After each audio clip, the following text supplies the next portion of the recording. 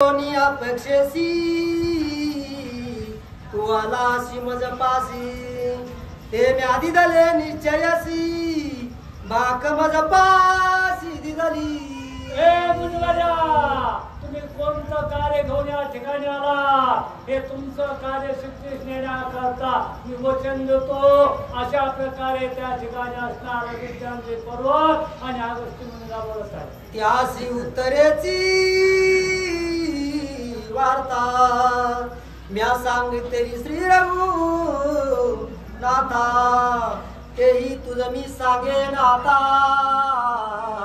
यथार्थ तानुवादू। हे प्रभू रामचंद्र, उत्तर दिशेकडे काय अनुवाद घडला, कशा प्रकारची माहिती घडली ही अनुक्रमाने क्रमाक्रमाने मी त्या असणाऱ्या विज्ञान पर्वताला सांगितली ती सावध चित्ताने प्रभू रामचंद्र तुम्ही ऐका। विंध्याद्री तुला प्रताप देखोनी मेरुसी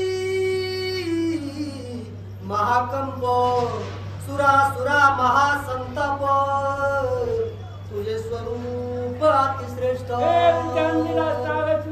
विद्यांची पर्वता खरोखर तुझा पुरुषार्थ पाहून मेरू पर्वतच काय पण 33 कोटी देव सुद्धा थरथर कापू लागले एवढा पुरुषार्थ असणारे विद्यांचे पर्वता तो आहे। अशा प्रकारची माहिती अगस्त्य मुनी प्रभू रामचंद्राला सांगतात। पाहता या प्रतवी